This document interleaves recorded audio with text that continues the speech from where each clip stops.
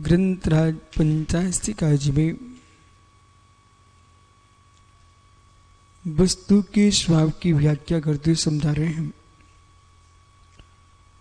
द्रव्य गुणात्मक पर्यात्मक अपने स्वभाव में अवस्थित है। ध्रुवत्व की दृष्टि से अविनाशी है, पर्याय की दृष्टि से विनाशिक है, उत्पाद भय से युक्त है, फिर भी अनुत्पन्न है, अव्यय है। जो अनुत्पन्न अव्यय है, उत्पत्ति रहित है, वय रहित है, ऐसे द्रव्य का आश्रय लेकर के ही साधक अपनी साधना के बल से शिवत्व को प्राप्त होता है। बिना अनुत्पन्न अव्यय के आश्रय लिए बिना संक्लेशता की हानि नहीं हो सकती। अनुत्पन्न अव्यय का आश्रय लेने से संक्लेशता की हानि होती है। अनुत्पन्न अव्यय का आश्रय लेने से स्वतंत्रता का बोध होता है। अनुत्पन्न अव्यय का आश्रय लेने से दुख क्लेश शोक आदि का अभाव होता है। अनुत्पन्न अव्यय का आश्रय लेने से दूसरे के प्रति पूर्ण निर्मत्व भाव का जागरण होता है। अनुत्पन्न अव्यय का आश्रय लेने से किंचित मात्र भी हीन भावना अहम भावना का स्थान आत्मा में नहीं होता। अनुत्पन्न अव्यय के आश्रय लेने वाला जो साधक होगा वो अपने आप में अनोखा ही साधक होगा।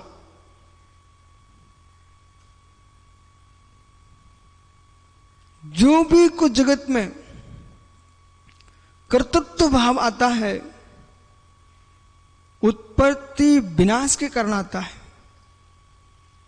चक्रेश भाई, जो भी कर्तृत्व भाव आता है उत्पत्ति विनाश के कारण आता है।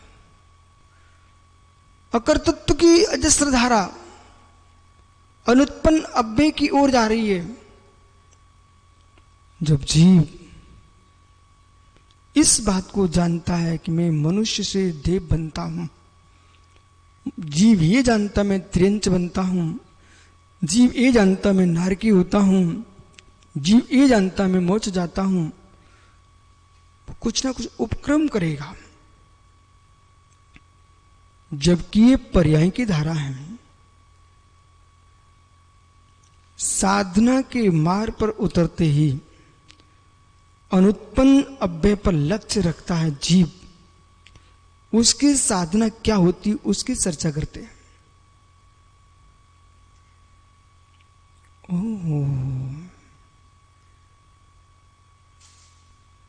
जिसने जीवों की बलि दी है वो उत्पन्न के चक्र में ही दी है। समझो चक्र, जिसने जीवों की बलि को धर्म कह दिया है वो किसके लिए कहा है? पुण्य प्राप्ति के लिए। पुण्य प्राप्ति से क्या होगा? बोले वैकुंठ मिलेगा। वैकुंठ दिख रहा था, जीवों की आहुति कर दिया।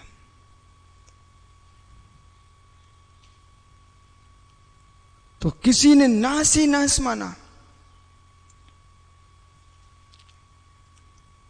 बेही बे माना। बेही बे माना, क्यों माना? वे सोच रहे थे उत्पत्ति के पीछे जीवों का वध कर रहा है, हम व्यय मानते हैं, नष्ट मानते हैं। विषय पकड़ना पीयूष में क्या हो रहा हूं।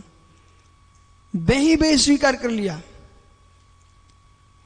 जब बेही बे स्वीकार किया तो ना से ना स्वीकार कर लिया। बोले क्यों? सब नष्ट हो जाएगा। तुम किसके लिए कर रहे हो सब कुछ? पर उनके मस्तिष्क में दूसरा कीड़ा प्रवेश कर गया। जब नासी है, नासी है, तो मैं हिंसक नहीं हूं। हिंस भिन्न है, हिंसनी भिन्न है, हिंसा का फल भिन्न है। भी बह में चले गए, बह एकांत में गए, अज्ञानता छा गई। उत्पत्ति में गए, प्रादुर्भाव, प्रादुर्भाव, प्रादुर्भाव उनका अपना सिद्धांत बन गया। नित्य में आत्म में गए, कूटस्थ हो गए। अभी हम आपको न नित्य में ले जा रहे हैं, न अनित्य में ले जा रहे हैं, न उत्पत्ति में ले जा रहे हैं, न वय में ले जा रहे हैं। जो उत्पत्ति वय से रहित है, उसमें ही उत्पत्ति में हो रहे हैं। जो उत्पत्ति में रहित है, उसमें उत्पत्ति में हो रहे हैं। इस बात को जो भी ध्यान साधना की ओर जा रहे हैं, जो वास्तव मोक्ष मार्ग पर आरूढ़ है, यथार्थ में भूता दृष्टि संपन्न है, यथार्थ में आत्म चाहते हैं, अथवा यथार्थ में जो संक्लेश मुक्त मनसा जीवन जीना चाहते हैं, वे इस बात को आज गौर से सुने।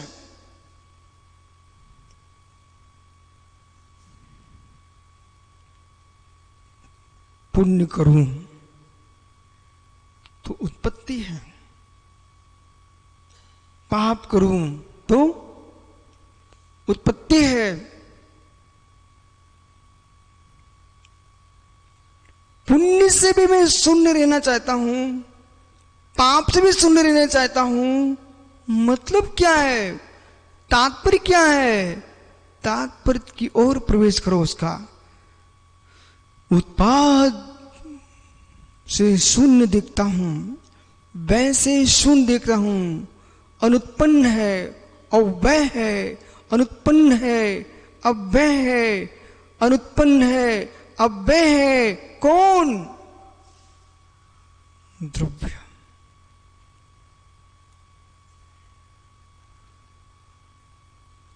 जब अंदर प्रवेश कर जाएगा, अंदर प्रवेश का मतलब कोई नदी सरोवर में नहीं। अंदर प्रवेश का मतलब न आंख खोलना न आंख बंद करना, कुछ नहीं। अंदर प्रवेश का तात्पर्य नासाक दृष्टि भी नहीं। अंदर प्रवेश का मतलब इनमें बुद्धि लगाने का कहीं है ही नहीं। अंदर प्रवेश का मतलब न कुंभक न रेचक न पूरक। अंदर प्रविष्ट होगा तो अंदर प्रवेश का तात्पर्य क्या होगा? न पर्वत के चोटी पर न गुफाओं के भीतर। फिर अंदर प्रवेश का तात्पर्य क्या है? अव्यय,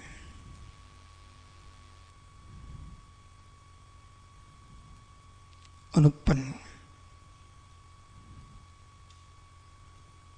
विश्व में कोई भी उपादान उत्पन्न नहीं होता।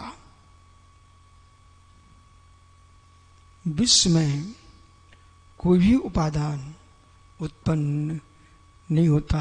महात्मा जी बराबर, विश्व में कोई भी उपादान उत्पन्न नहीं होता। विश्व में कोई भी उपादान भय को प्राप्त भी नहीं होता। उत्पत्ति विनाश उपादान में पर्यायों का प्रमाण है।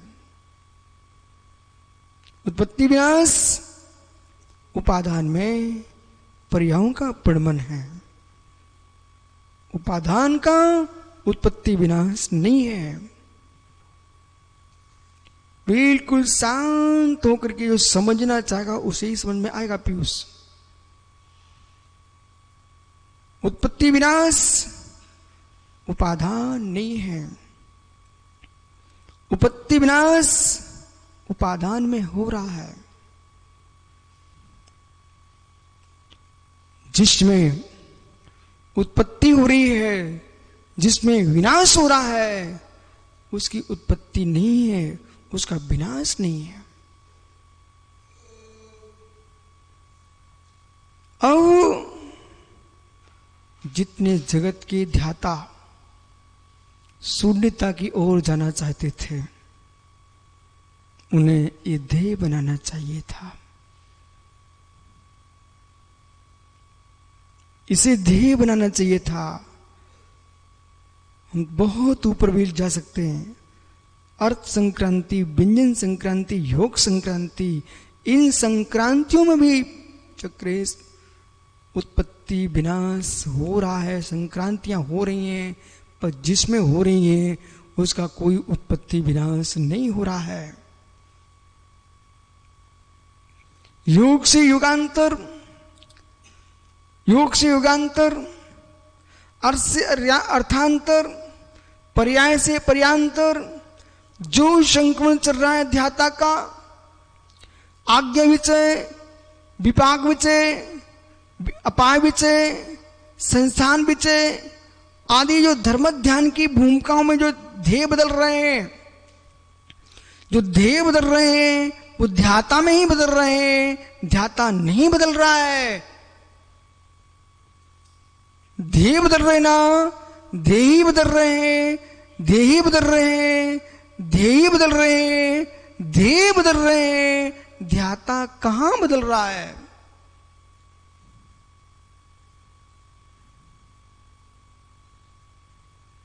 इसे आपको एक रूप में समझना है। ध्येय बदल रहे हैं, ध्याता नहीं बदल रहा है।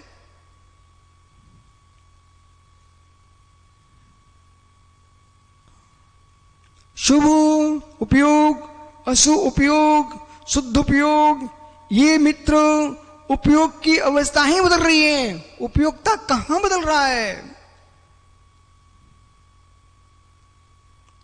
विवाह व्यंजन पर्याय, विवाह द्रव्य व्यंजन पर्याय, विवाह अर्थ पर्याय, इनका पढ़मन चल रहा है, पर्यायों में ही चल रहा है, पर्याय कहां बदल रहा है?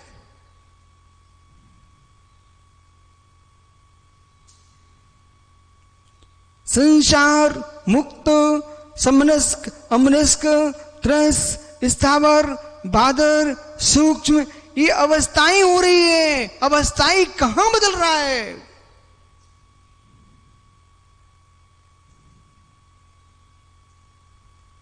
कुछ भी समझ में नहीं आ रहा आप लोगों को?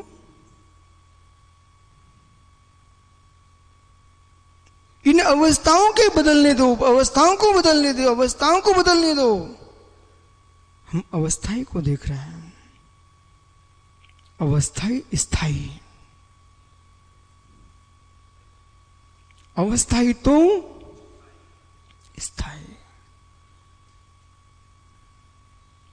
अभी आप सुन रहे हो, अभी आप सुन रहे हो ना, इसलिए आप एक काम करो, एक क्षण को मेरी बात मान लो, सुनना बंद कर गुनना प्रारंभ कर दीजिए।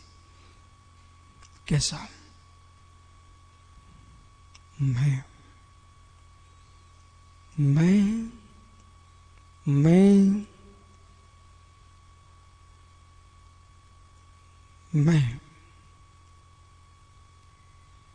मनुष्य पर्याय मेरे में है, मनुष्य पर्याय मेरे से विलीन होगी, देव पर्याय मेरे में आएगी, मैं सब में रहूंगा, क्योंकि मैं कहीं गया नहीं हूं। मैं वैशाली बासुक कुंड में हूं। यहां पर मेरे दर्शन करने यात्री आएंगे, यात्री आएंगे, यात्री जाएंगे, मैं वहीं हूं, मैं वहीं हूं। मेरा ध्रुव चेतन ज्ञान घन टंकोत्कीर्ण भगवान आत्मा, इसमें मनुष्य पर्याय आई है, देव पर्याय आएगी, तब मनुष्य पर्याय चली जाएगी, मनुष्य पर्याय का अंश मात्र भी नहीं बचेगा। देव पर्याय होगी तब देव पर्यायी होगी, नरक पर्याय का उसमें लेस मात भी नहीं होगा। मेरे में ऐसी ऐसी पर्याय आएंगी और जाएंगी, मैं कहीं नहीं जाऊंगा, कहीं नहीं आऊंगा, मैं स्थायी हूं। इन लोगों का आना जाना तो लगा ही रहेगा, तो इनके पीछे कब तक रोऊंगा? मैं अपने अस्थायित्व का वेदन करता हूं,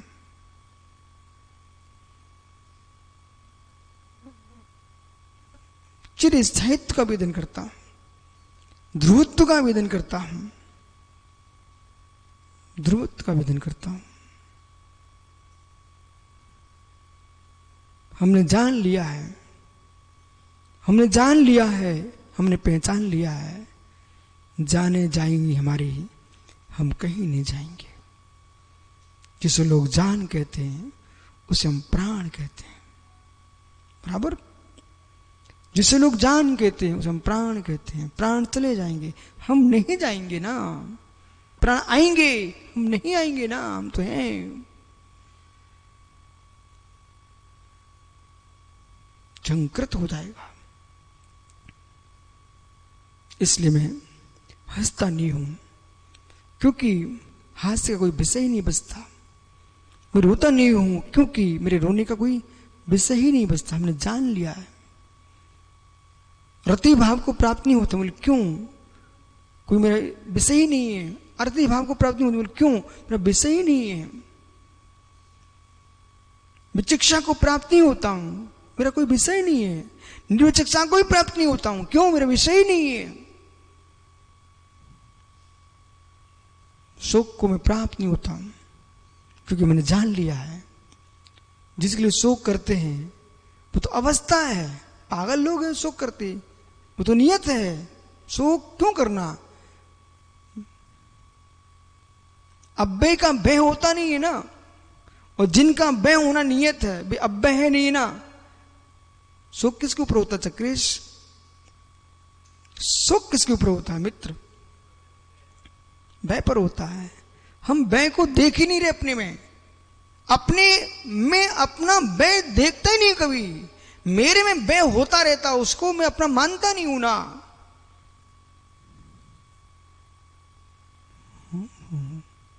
मेरे में व्यय होना ये कोई मायने नहीं रखता।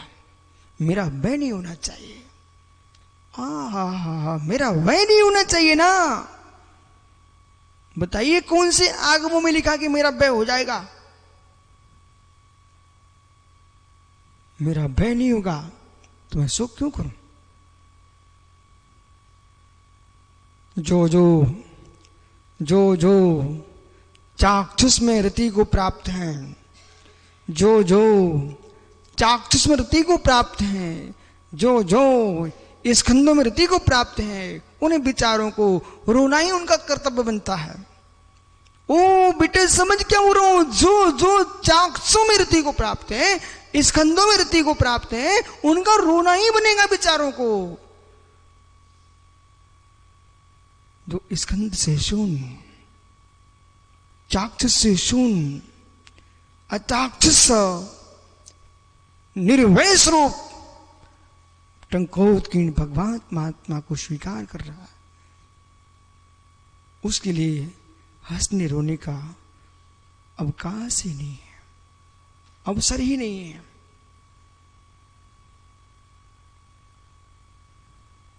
बालकों, बेटा सारी विद्या तुम सब जगह सीख सकते हो, ये विद्या तुमको यहां सीखना है।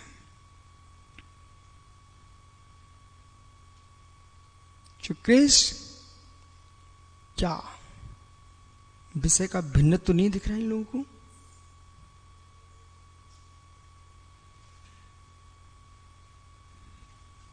भैया ये विषय मिलना चाहिए था। जो मध्य में होके चले गए, जो ध्यान के नाम पर बहुत कुछ लोगों से बोल चुके हैं। मित्र, यहां पहुंचते तो जिसे भी ध्यान कहते थे, प्यू 100% उसे वो नाटक कहते। आप ईमानदारी से बोलो चक्रिस में क्या बोल रहा हूं? जिसे भी ध्यान कहते थे उसमें नाटक कहते, 100% कहते, यदि इसे समझ लेते तो। कम से कम वर्तमान में जी रहे हैं, भविष्य में जिएंगे, उन सब को विषय एक बात हमारा देख लेना चाहिए। मैं क्या कह रहा हूं आज, क्या कह रहा हूं, ये मैं आज मेरी बात नहीं है, ऐसा वस्तु का स्वभाव है। ये मत सोचना कि विशुद्ध सागर बोल रहे इसलिए ऐसा, नहीं नहीं नहीं नहीं, ऐसा ही वस्तु का वस्तुत्व है। ये वस्तुत्व ऐसा ही है। और जहां गहरे वस्तुत्व पर लक्ष्य जाता है, वहां बोला किसी से नहीं कहना पड़ता कि भैया आप शांत होकर सुनिए, शांत होकर सुनिए, नहीं नहीं नहीं नहीं, शांत वहां करना पड़ता है जहां ऊपरी ऊपरी विषय होते हैं। बार बार माँ उसे पूछना पड़ता है कैसा लग रहा है खाना, कैसा लग रहा है खाना, जिस माँ को स्वयं पता कि आज अच्छा नहीं बना। और यदि माँ को मालूम है और खाने वाला स्वाद में लीन है, माँ को पूछनी नहीं पड़ता कैसे, क्योंकि वो सिर ऊपर ही नहीं करता, वो तो लगाए क्योंकि स्वाद आ रहा है उसको। तो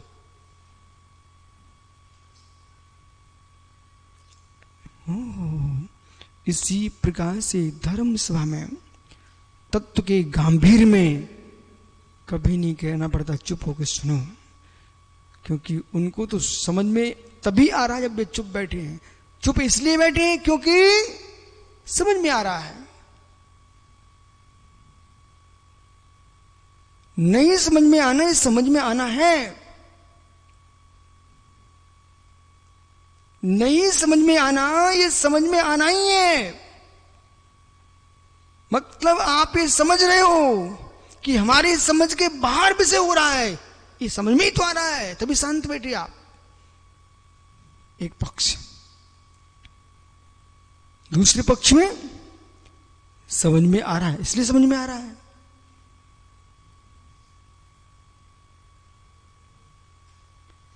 अव्यय अनुत्पन्न, अव्यय अनुत्पन्न, लवकुश अव्यय अनुत्पन्न, कार्तिकी अव्यय अनुत्पन्न।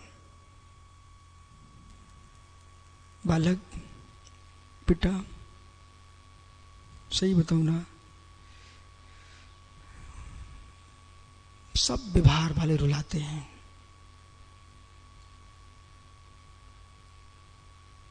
सब व्यवहार वाले रुलाते, व्यवहार वाले रुलाते। सुब्रत सागर जी, एक जगह बेटी की विदा हो रही, यथा सत्य घटना बोल रहा हूं। बेटी की विदा हो रही, अब रो नहीं रही, तो लोग व्यवहार है भैया कि प्रथम बार जा रही है शादी के बाद, तो कम से कम थोड़ा रोके तो जाए। तो पीछे से लोगों ने नाटक रचा कि बेटी को चुप करो चुप करो, और पीछे से उसको नोच लिया, इतनी तेज नोचा कि रो पड़े। मतलब मतलब वो उसको रुलाने के लिए, वो समझदार थी बिटिया। ठीक है, अब ये तो गृहस्थिक धर्म है, बेटी माँ बाप के घर में कितने दिन रहेगी, उसको तो वहां जाना ही पड़ेगा। अब यहां से मैं वहां जा रही हूं, रोने का क्या मैटर है। परंतु लोक व्यवहार कितना खतरनाक खोटा, उस बेटी को पीछे से नोच लिया। और एक ने कहा भाई तू क्या कर रही है, पर घर जा रही है अपना घर छोड़ करके। चोटें ले ली उसकी बेचारी की, रुलाने के लिए। ये संसार है, ये संसार है। किसी के दादा पदारा ऊपर जा रहे हो, अंतिम सांस भर रहे हो, और कोई समझदार बैठा हो ना रोए, तो लोग ये बोलेंगे कैसा निष्ठुर है, इसको दुखी नहीं हो रहा है, ऐसा बोलेंगे। ओहो, अज्ञानियों की ब्रह्मांड में भीड़ है, अज्ञानियों की विश्व में भीड़ है। विश्व सागर ये अज्ञानियों की भीड़ है, सद्बोध का अभाव है, सत्यात्म निर्णय नहीं है तुम्हारे पास।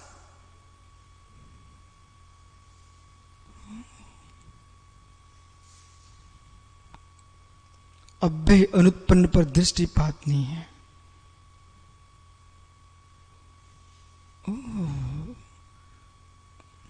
अव्यय अनुत्पन्न पर दृष्टिपात नहीं है, अवनिष्ठ है, अनुत्पन्न है। आत्मद्रव्य अवनिष्ठ है, अवनिष्ठ है, अनुत्पन्न है।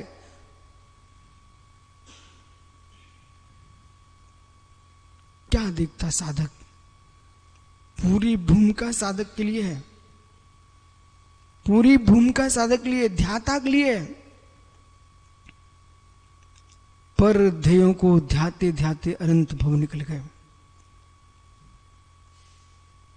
एक क्षण ऐसा आता है जो आप द्रव्यानुग की दृष्टि में यूं कहते ना, जहां पर ध्यान ध्याता ध्येय को विचक विकल्प बच न जा,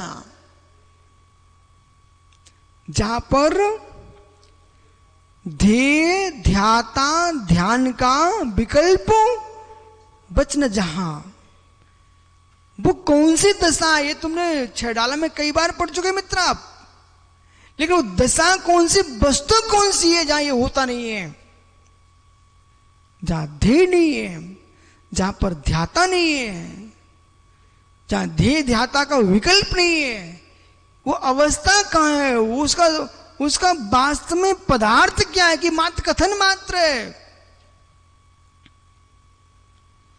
कथन मात्र नहीं, वस्तु है ऐसी। बोले कैसी वस्तु है? ऐसी वस्तु है जो मैं देख रहा हूं, अवनिष्ठ, अनुपन्न है, अव्यय है, अनुत्पन्न है, अहेतुक है, पुराण है, पुरुष है। उसमें तो कुछ है ही नहीं, वो तो है। उसमें तो और कुछ है ही नहीं, वो तो है। मात्र वही अवस्थित हूं। अब अन्य किसको ध्येय बनाऊं, अन्य किसका ध्यान करूं, अन्य किसकी बात करूं? इसलिए वही ध्यान ध्याता ध्येय के विकल्प के वचन से शून्य है। वही है चिद ब्रह्म चैतन्य ज्ञान घन टंकोत की आत्म द्रव्य है।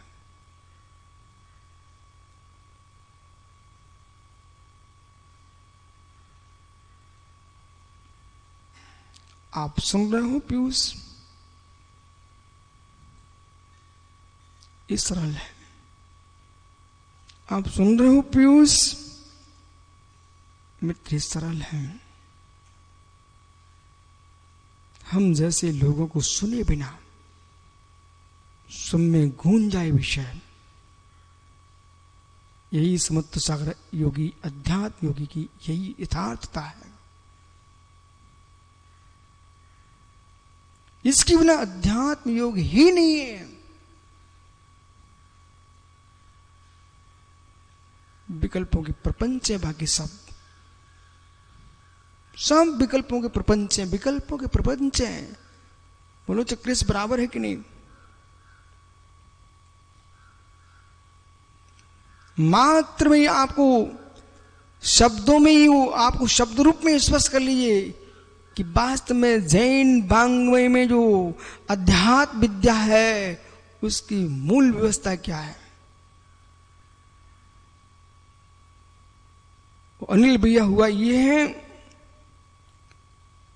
किसी ने शमीर सार जी की भाषा में अध्यात्म खोजा, किसी ने प्रवचन सार जी की भाषा में अध्यात्म खोजा, किसी ने मित्र प्रभात प्रकाश की भाषा में अध्यात्म खोजा, मित्र किसी ने उपनिषदों की भाषा में अध्यात्म खोजा, किसी ने पुराणों में अध्यात्म खोजा, किसी ने मेरे मित्र संहिताओं में अध्यात्म खोजा, किसी ने मित्र जो है तीर्थ नदी पर्वतों पर बावड़ियों में अध्यात्म खोजा।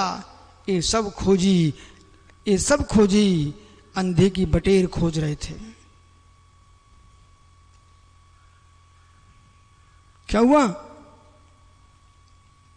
बालक सारस्वत जी ये सब लगे थे खोजने में। देवी नगर में खोजने से हीरा मिलने वाला नहीं है।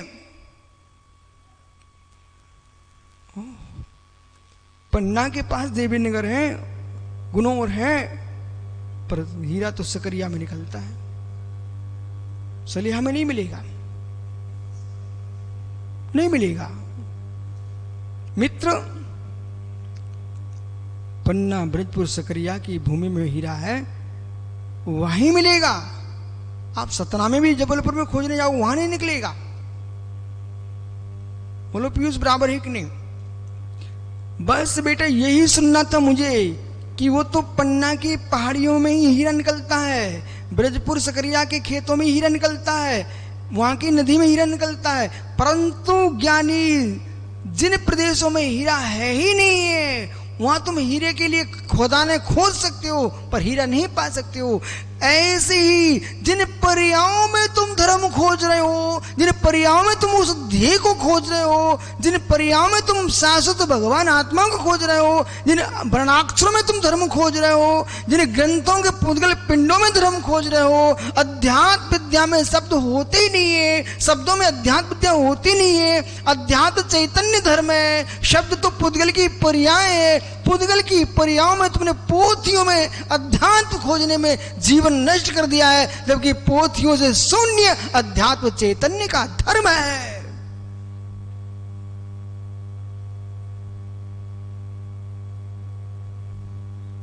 कुछ नहीं, ग्रंथों में भाषा मिल सकती है, ग्रंथों में भाव नहीं है।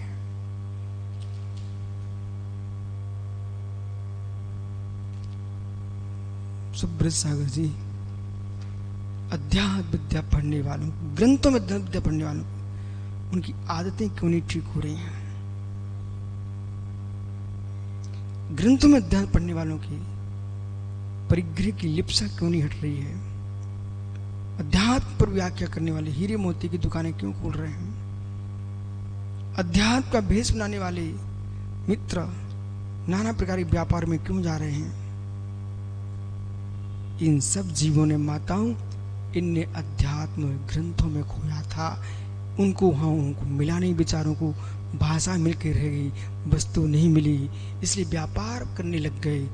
अध्यात्म ग्रंथों में नहीं खोजना था।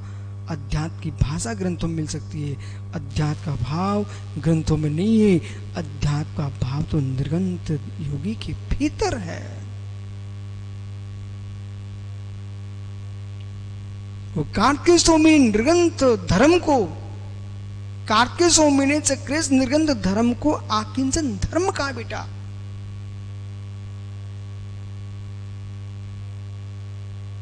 निर्गंत धर्म को आकिंचन धर्म का है। उसके लिए यहां कोई जोर मारने की जरूरत नहीं है, उसके लिए यहां जोर मारने की कोई जरूरत नहीं है। उसके लिए तुम शांत होकर के बेसब जो दिख रहे, बेसब होने पर भी बेसब तुम्हारे शिव नहीं है। जो सब दिख रहे हैं बेसब तुम्हारे शिव नहीं है। जो आपका शिव है वो सबों से शून्य है। जो हमारा शिव है, जो हमारा शिव है वो सबों से शून्य है। देह पिंड नहीं, पर्याय पिंड नहीं, शाप परिणाम दशा नहीं, मात्र मात्र मात्र है। तो कहीं ना कहीं हमको शब्द देना पड़ेगा संज्ञा के लिए, समझने के लिए। उसके लिए मात्र एक शब्द हमने दे के रखा है, अलंग ग्रहणम।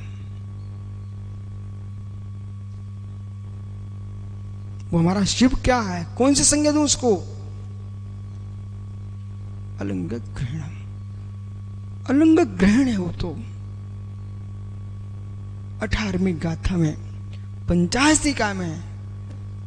देखो ज्ञानियों, ये मात्र आचार्य भगवान कुंद कुंद स्वामी की समझाने की शैली में परिवर्तन हुआ है। विषय समझसार के अंदर का है। 85 काय में जो व्याख्या चल रही है विषय समय सारथी का ही है, लेकिन किस प्रकार की भाषा का प्रयोग कर रहे हैं। जब समय सार पर बात चल रही थी तो वहां की भाषा दूसरी चलती थी। अब यहां पर वस्तुनिष्ठ वस्तु को पदार्थ को साथ में दिखाते हुए पदार्थ को दिखा रहे हैं। गुण पर्याय से युक्त पदार्थ को दिखाते हुए गुण पर्याय से युक्त पदार्थ को दिखाते हुए भी अव्यय की बात कर रहे हैं, अनुत्पन्न की बात कर रहे हैं। भैया संजन सागर जी, मित्र आपको आज एक विषय दे देता हूं। माने कि आपका मन करता मैं कुछ भी नहीं करना चाहता, तो कुछ भी किए बिना तो तुम संसार में रह नहीं सकते, मैं गारंटी से कहता हूं। ऐसा कोई मनुष्य देवता यहां पर नहीं बैठा जो कुछ किए बिना यहां जी रहा हो।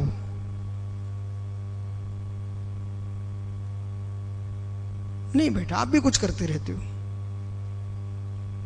अब विषय पकड़ना आप। अरे भाई, कोई लिख करके समय निकाल रहा है, कोई पढ़ के समय निकाल कर ही तो रहे आप।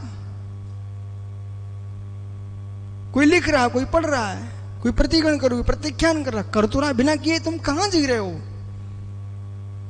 चाहे गृहस्थ हो चाहे मुनि हो, साधु संत सब कर रहे हैं, कोई बिना करे नहीं जी रहा है। करना ही पड़ेगा तुमको, कर्तव्य तो आत्मा का धर्म है। बोले ये क्या आपने पन्ना पलट दिया? अभी तो आप ये बोलते कर्तव्य तो आत्मा का धर्म है। अकर्तव्य तो आत्मा का धर्म है, इसलिए कर्तव्य तो आत्मा का धर्म है। जीव योगम हो अमुत्कत्ता से परिमाणो भूता संसारत्थो सिद्धोसो डिगई। अब महात्मा जी, यहां पर जितने जीव विराजे हैं, आप सबके प्रति मेरा लक्ष्य यह है कि जो जीव जिस वस्तुत्व को भूल चुके हैं, आप यहां उस विद्या को सीखो और पूरे देश में का विश्व में ऐसी विद्या का दिव्य नाद कर दो कि लोग कहें वह है, उत्पात है, फिर भी अवनिष्ठ है, अनुत्पन्न है, अकर्तृत्व आत्मा का धर्म होने पर भी कर्तृत्व धर्म है। हमने कर्तृत्व का निषेध किया है किस बात पर? मैं पर का करता नहीं हूं, पर मेरा करता नहीं है, पर मैं अपना करता नहीं हूं। ये मैंने कब निषेध किया?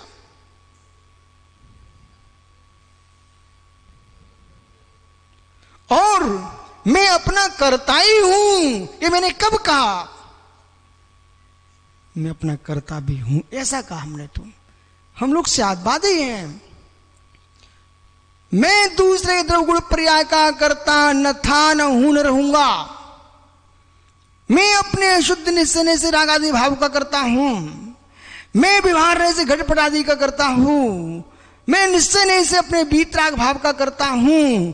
फिर भी मैं करता हूं, मैं अपने चैतन्य ज्ञान ज्ञायक भाव की उत्पत्ति का करता नहीं हूं।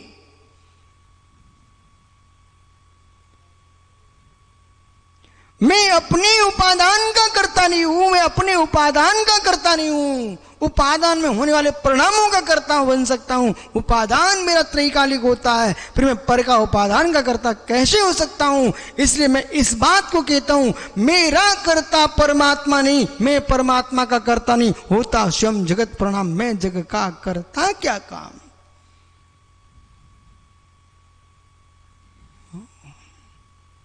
फिर भी मैं संजन सागर जैसे जीवों से कह रहा हूं, तुम कुछ किए बिना रह नहीं सकते हो। इसलिए मैं आपको दूसरे करने की विधा बता रहा हूं। आप नहीं मानते हो, नहीं मानते हो, आपको आग जलाना ही है, आग जलाना ही है, आग जलाना ही है, तो मेरे मित्र घर मत किसी के जलाओ, अंधेरे घरों में प्रकाश करना सीखो। क्या अर्थ हुआ?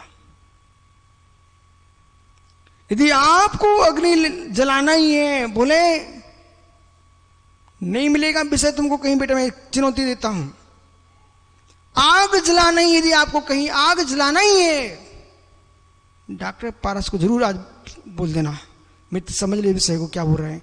आग जलाना ही है, यदि आग जलाना ही है तुमको, आग जलाना नहीं छोड़ पा रहे हो, तो ऐसा करो, किसी की टपरियों में, भवनों में ना लगा करके उनके भीतर दीपक बन के जाओ, अंधेरे में प्रकाश करना सीखो। आग जलाने को मैं मना नहीं कर रहा हूं, समझो क्या बोल रहा हूं, कहां से बोल रहा हूं, ये आप खोज लीजिए। क्या बोल रहा हूं, कहां से बोल रहा हूं, आप स्वयं खोजिए। मैंने आपको पढ़ाया है ये विषय। कोई है राम?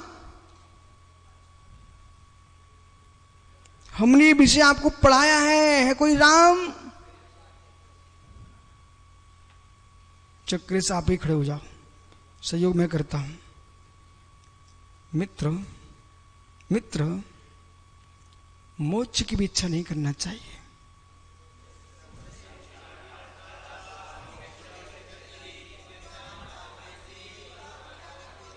ठहरिए, फिर भी तुम नहीं मानते तो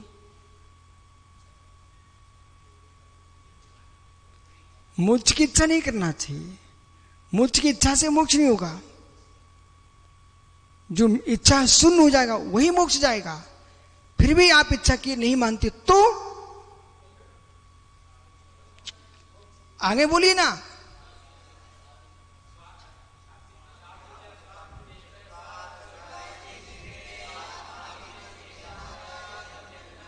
हो, इसलिए चक्रेश इन सब ब्रह्मचारी गणों से मैं कह रहा हूं, बेटा पढ़ के याद करके बैठ जाना अलग विषय है, उस विषय को तत्काल में तुमको बोलना और समझना अलग विषय। तुम्हें सोच नहीं पाने। मैंने जो अभी कथन किया आपको बताया कि तुम्हें आग नहीं लगाना चाहिए, वो आग लगाने द्वारा नहीं मानता मन, तो बेटा झुपड़िया न जला करके तुम आग जलाओ, लेकिन दीपक बन के आओ, प्रकाश करो।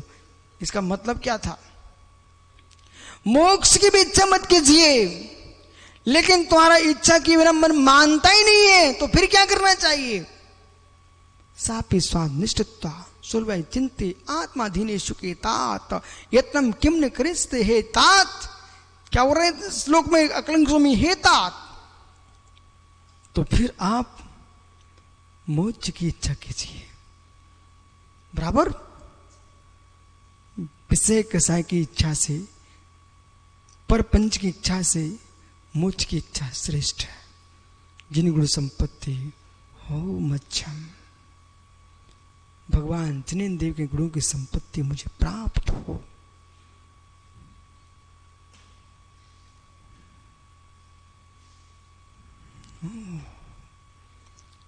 टीकाकर्ता क्या गजब का लिख रहे हैं, पर मुझे तो गाथा में इतना मिल चुका है। अभी तुम्हारा विषय तो दिया ही नहीं हमने अभी आपको। अब सुनिए विषय तुम्हें क्या दे रहे हैं। आपका मतलब जितने तपोधन विराजे सबको दे रहा हूं। है मित्र,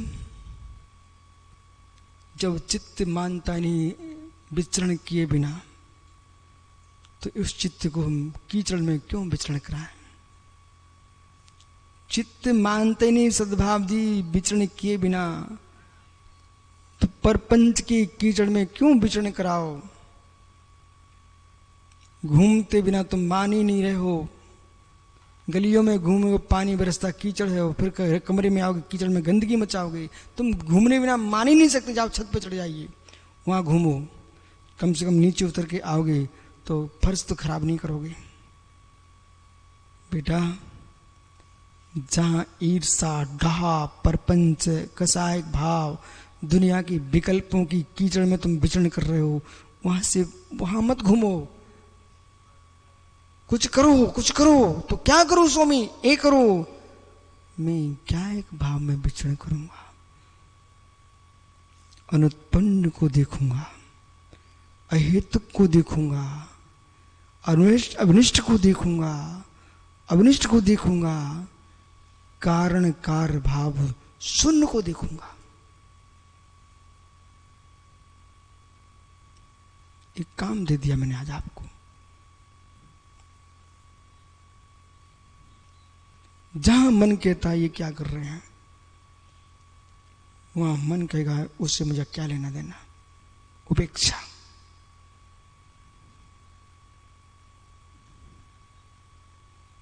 जो शब्द मैं श्रेष्ठ पर लिख चुका हूं कातन व्याकरण का, उस शब्द को यदि हमारे छात्रों ने उतार लिया है, फिर अप्रयोजनभूत हो जाता है, उसको मिटा दिया जाता है। ऐसे जिस पदार्थ के लिए तुम्हारे प्रयोजन था, कार होती उसको मिटा देना चाहिए। धिक धिक उन जीवों को हजारों वर्षों की मृतक मुर्दों की समान बातों को हृदय में सुरक्षित रखते हैं। मृतक तुल्य बातों को अपने मस्तिष्क में टिका के रखे हुए हैं। मुर्दों को रखोगे तो घर में क्या होगा? सड़ान आएगी, बेंतर घूमेंगे, चुड़ैल हैं, हो बेंतर घूमेंगे बेटा। यदि आपको मालूम चल गया कि भोला ये हमारी बात मात मुर्दे की जैसी है, उसे तुम रखें वर्षों से मस्तिष्क के अंदर, हो जिस भूतल पर सरस्वती का निवास हो, वहां तुम मुर्दे को टिकाए बैठे हैं। ऊपर जिनालय में भगवान तीर्थंकर महावीर स्वामी का विशाल जिन भी विराजमान है बासु कुंड में। बेटा वहां कोई आके अनिल कनाड़ा भी कहेंगे महाराज जी हमें एक बेंतरी की फोटो लगाना चाहते इसमें। मैं क्यों हटाओ इसको, यहाँ तीर्थंकर का स्थान है, यहाँ बेंतरियों का स्थान नहीं है। और वो कहने लग जाए हम तुझे एक शमशान से एक मुर्दे को लेकर यहां रखना चाहता हूं। तीर्थंकर के जिनाले में मुर्दा? अरे जहां मुर्दे की हड्डी पड़ी हो वहां जिन मंदिर नहीं बनाया जाता। जिस भूमि पर सांप की बामी हो, जिस भूमि पर मुर्दे गड़े हुए हो, जहां पर मेरे पशुओं के हड्डी पंजर पड़े हुए हो, बाल भी पशुओं के पड़े हो, मनुष्यों के, वहां जिनाले की स्थापना नहीं होती मित्र। फिर जिनालय में मुर्दा कैसा? चक्र से पकड़ना विषय को। जिनालय में मुर्दा कैसा? जैसे जिनालय में मुर्दा नहीं होता है, ओहो जिस मस्तिष्क के भीतर तत्व निर्णय की सरस्वती बागी से विराजमान हो, जिन भक्ति का जिनदेव विराजमान हो, वहां पर की चिंताओं के विषय तुम्हारे मस्तिष्क में मुर्दे सामने लगाए हो, तुम तो जिनालय में मुर्दों को स्थापित किए हो। धिक्कार हो तुम्हारे लिए।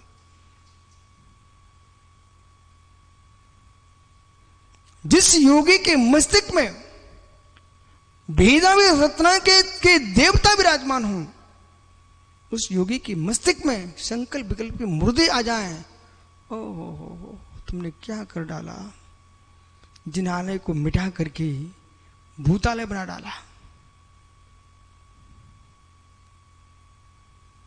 समझो विशु, ये प्रवचन मात्र बाहर उड़ाने के नहीं है। अपने भीतर झांक के देख, तेरे मस्तिष्क में अंकुश आ गए तो बेंतर घुस गया। जिस चित्त में जिनदेव विराजमान हो, जिस चित्त में जिनवाणी विराजमान हो, नृगंत गुरु विराजमान हो, हम पर पर्याय को कहां स्थान दे रहे हैं? हमारा तो इनको विराजमान करने का भी अभी विषय नहीं है। हमारा तो विषय ये चल रहा है, शुद्ध स्फटिक मणि में कुछ भी नहीं है, स्वच्छ स्वच्छ शक्ति है। ऐसे ही मैं मात्र अपनी निज की पर्यायों से भी भिन्न हूं, मात्र पर्याय को ही मात्र न्यार रहा। इस बात को जैसे सुमी कह रहे हो, अथ तामेव अर्थम नए द्वेने प्रपिदृणति, नए दो के द्वारा पुनः दृढ़ कर रहे हैं। यदि किंचित मात भी शेखर भाई इसे जान लेगा ना, जगत में कोई आवश्यकता नहीं पड़ेगी किसी की। ऋषभ, तेरी सितार की आवाज और मेरी आवाज सुन, दोनों में अंतर कर। तेरे सितार की आवाज में लोग गुनगुनाते हैं और मेरी इस आवाज में लोग साक्षात जैसे पंडित चुप्पी माने बैठे हुए हैं।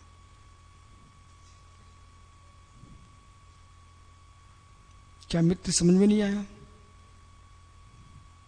क्या काल्पनिक बातें बता रहा हूं? ईमानदारी से बोलना, क्या काल्पनिक बातें बोल रहा हूं कि यथार्थ वस्तु का स्वभाव कह रहा हूं?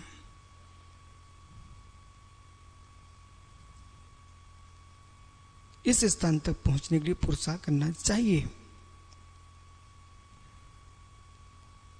जो विषय आज आपने सुना है, यहां तक पहुंचने का पुरुषार्थ करना चाहिए, अन्यथा जीवन खोखला निकल जाएगा।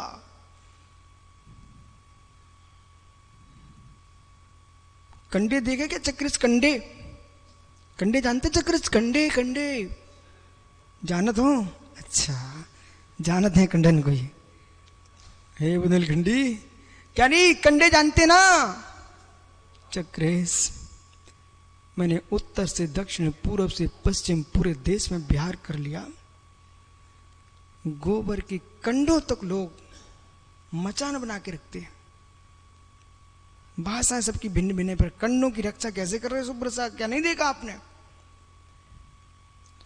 नीचे से लकड़ियां गाड़ते हैं, फिर ऊपर ले जाकर के फिर मचान ऐसा बना कर फिर कंडे रखते हैं। मैंने पूछा ऐसा क्यों कर रहे हो? बोले कंडे जमीन पे लगे रहेंगे तो दीमक कीड़े खा जाएंगे कंडों को। बाप रे, गोबर के कंडे, योग्य सागर जी, गोबर के कंडे। अरे ज्ञानी कंडे, कंडे, योग्य सागर कंडे, समझ ज्ञानी? अरे पंडे कंडे, उन कंडों के लिए इतना सुरक्षित, इतना सुरक्षित काला जी, इतना सुरक्षित, ये तीन सागरी कंडों तक के लिए ऐसे यतन से रख रहे हैं कि दीमक ना लग जाए। और यतन को बेचारे विवेक नहीं है कि मेरे दीमक लग रही है। ओह, कंडों को इतनी तन से, इतनी तन से, इतनी तन से कि दीमक ना लग जाए। बेटा, जब गाय के मल के कंडों को दीमक से बचाया जाता है, इतना सुरक्षित रखता है किसान, एक कंडों का मालिक। हे पंडो, अपनी प्रज्ञा को इतना सुरक्षित रखो, इसमें चिंता के कीड़े ना लग जाए।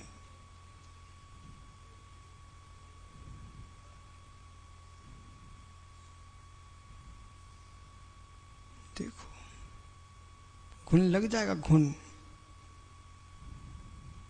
देखने वाले देखेंगे, कंडे तुम्हारे खराब होंगे। इसलिए स एव च सच एव जीव पदार्थ, वही जीव पदार्थ पर्यार्थिक नयन द्रव्य देव पर्याय रूपम जात उत्पत्ति, पर्यार्थिक नयन से देव पर्याय में उत्पन्न हुआ। जाति याति गच्छति, सच्चे मरणम मरणम याति, वही मरण को प्राप्त होता है। जो जन्मा है वही तो मरता है। तो पर्याय जन्मती, पर्याय मरती है। स्यात् न नट्ठो न पन्नो, द्रव्यार्थिक नहीं न नाशो न चोत्पन्ना। और द्रव्यार्थिक नहीं से कोई वस्तु न उत्पन्न होती है, न जन्म लेती है, न मरती है। तरही कोशो नष्टो कोशो उत्पन्ना, तो क्या उत्पन्न हुआ, क्या नष्ट हुआ? उपन्नो विनट्ठो मनसोति पज्जायो, पर्यार्थिक नहीं देव पर्यात्पन्नो मनुष्य पर्याय विनिष्ठा। पर्यार्थिक नहीं से देव पर्याय का ना उत्पाद हुआ और मनुष्य पर्याय का नाश हुआ। ननु, एक प्रश्न है, प्रश्न सुनने लायक है। यदि उत्पाद विनाशो असौ नासौ तरी तस्य पदार्थ नित्यत्वम कथम? यदि उत्पाद विनाश हो रहा है तो पदार्थ नित्य कैसा? उत्पाद विनाश हो रहा है तो पदार्थ नित्य कैसा? मतलब कुछ समझ में आ रहा है क्या? वस्तु उत्पन्न हो रही है, नष्ट हो रही, तो अविनाशी कैसा, नित्य कैसा? और नित्यत्वम तरही, यदि वस्तु नित्य है तस् उत्पाद व्यम द्वयम न कथम? यदि वस्तु नित्य है तो उत्पाद व्यय कैसा? और उत्पाद व्यय है तो नित्य कैसा? दो प्रश्न है। वस्तु नित्य है तो उत्पाद व्यय कैसा? उत्पाद व्यय है तो वस्तु नित्य कैसी? ये प्रश्न व्यय करेंगे जिनके पास एकांत है, जिनके पास अनेकांत स्याद्भाव है, वे ये प्रश्न नहीं करेंगे, वे यही कहेंगे स्यात् नित्य स्यात् अनित्य। कथम परसो विरुद्धम इदम, तो यहां पर परसो विरुद्ध धर्म एक साथ कैसे हो सकते हैं? शीत उष्णवती, अरे जहां शीत होगी वहां उष्णता कैसे? जहां पर उष्णता होगी वहां शीतलता कैसे? शीत कैसा? दो विरुद्ध धर्म कैसे हो सकते हैं? ऐसा प्रश्नकर्ता का प्रश्न है।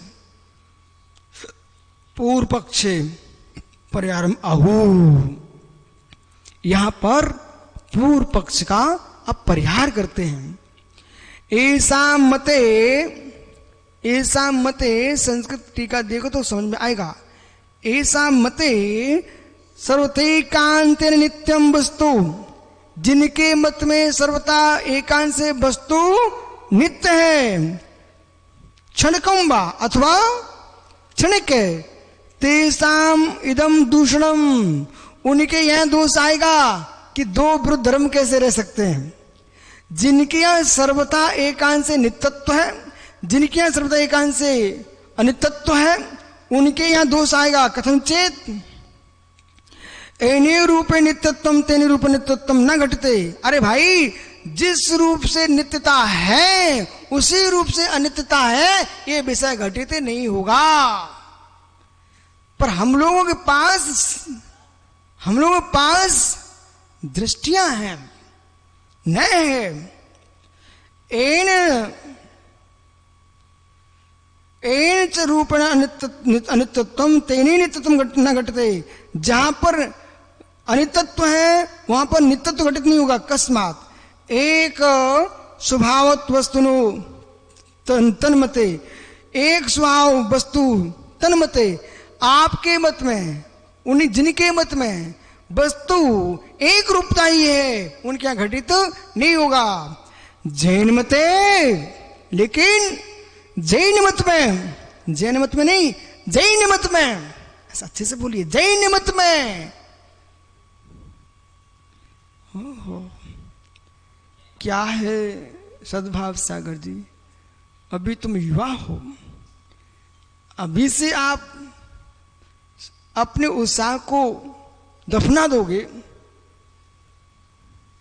तो भविष्य क्या होगा? सोचिए आप। अपनी उमंग को अभी आप संस्कारित कर दोगे, जल संस्कार, अग्नि संस्कार, मिट्टी संस्कार, तो बेटे बेटा फिर आगे क्या करोगे? इसलिए अभी उत्साह शक्ति को दफनाने का समय नहीं है, उत्साह शक्ति काम करने का समय है। दुनिया की चिंता को दफना देना चाहिए और उत्साह शक्ति को ऊपर लाना चाहिए। इसलिए मैं कह रहा हूं, किसमें? जैन मते। वीरंतरा का एक छेव को प्रयोग करो आप। बोलो क्या नहीं? कोई व्यक्ति है, चाहे उपास हो, उनोदर हो, अंतरा हो, उत्साह शक्ति भंग कर लो तो कमरे का कोना मिलेगा आपको, और उत्साह शक्ति से युक्त रहोगे तो सिंहासन पर बैठने को मिलेगा आपको। आप देख लो क्या करना है। उपास में भी देखो, चक्र में क्यों बोल रहा हूं, उपास के बाद भी मैं यहां आऊंगा तो सिंहासन पर बैठने को मिलेगा। और ये आपने कहा नहीं गुरुजी आज उपास है, आज विश्राम कर लो, तो एक पार्टी का कोने में पड़े मिलोगे आप तो। हो समझ गए ना? तो उत्साह शक्ति के आसन पर रहिए आप, तो सिंहासन अपने आप मिल जाएगा आपको। आप सिंहासन की बात कर रहे हो और हमारा पवन ज्ञानी है, पता नहीं कौन से कोने में पड़ा रह जाए। अरे उत्साह शक्ति के आसन पर विराजमान होगा तो सिद्ध सलाह का पट्टा मिलेगा।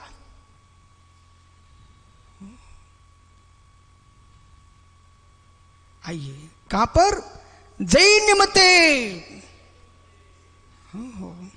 जैन मत में अपना अनेक स्वभाव वस्तु, जैन मत में जो है ना वस्तु अनेक स्वभाव वस्तु, वस्तु कैसी है? अनेक स्वभावी।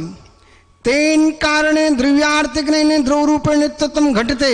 इस कारण से द्रव्यार्थिक ने से द्रव रूप से वस्तु नित्यता को प्राप्त होती है, घटित होती है। वो पर्यार्थिक नहीं ने पर्याय रूप में अनित्यत्व से घटते, वो पर्यार्थिक नहीं से पर्याय से वस्तु अनित्य रूप में घटित होती है। तौ च द्रव्य पर्यायु, इसलिए उन दोनों में, किसमें? द्रव्य में और पर्याय में।